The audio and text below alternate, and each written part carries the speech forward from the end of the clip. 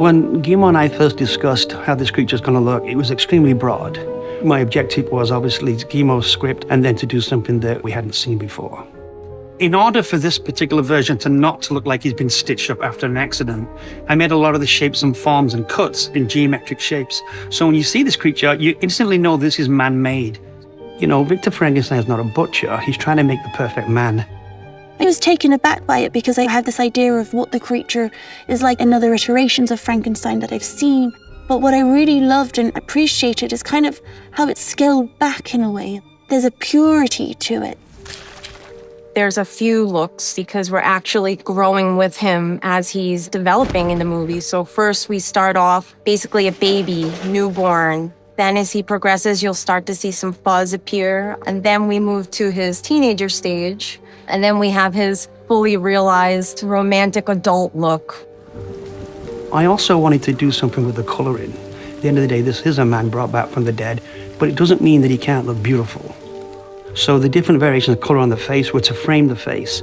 Like if you look at his deltoid on his shoulders, the strips in here, one's red, one's blue, one's yellow. Guillermo and I realized that it's different people's parts of skin. They age different and they discolor different. So I just played around with colors and forms and shapes that would make the actor's body feel powerful and feel put together, but put together by a man. Michael is genuinely one of the finest artists I've ever encountered.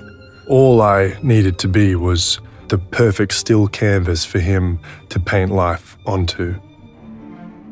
When we're doing the makeup process for Jacob's head and hands, it's normally 3 of us. But when we do the full body, there's 5 of us on that. And literally for 9 hours, it's 5 of us constantly going. The full body is actually 42 pieces.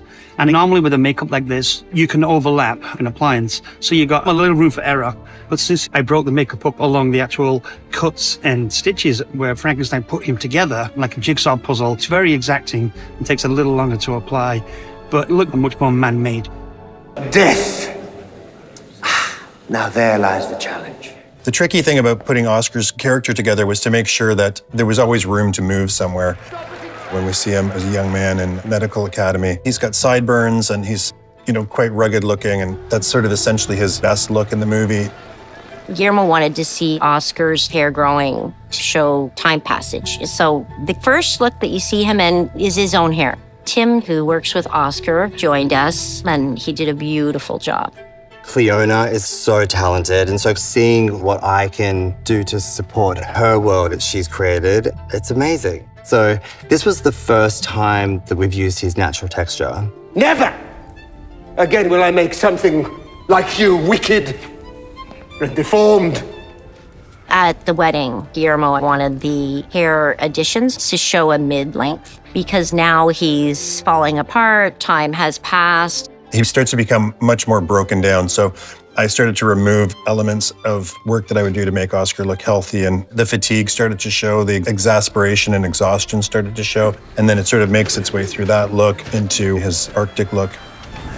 We actually started out with Oscar basically near death. He's been out in the Arctic. It's a severe exposure makeup. He's got frostbite. Frankenstein's hair is long, it's messy, and he starts to resemble the creature. Now, run. So much of his character is conveyed through the hair, through what it's doing, how it's changing. All those things were just languages of expression.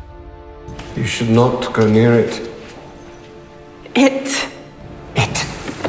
Yes. Mia's prep alone takes about 25 minutes, and to put the wig on is another 20 minutes, and then about 15 minutes of styling. The wig is handmade and took about 8 weeks to make or more. The level of craftsmanship is unparalleled. I've never experienced anything quite like it. It's all 36-inch hair dropped down on panels and pinned onto Mia's hair prep underneath the wig, which is not normally done. So the movement would be more natural. The hair, the makeup, the scarring. There's not a single thing that means nothing. Everything means everything. So everything has a curation and a dedication and a passion that is very uncommon in films these days.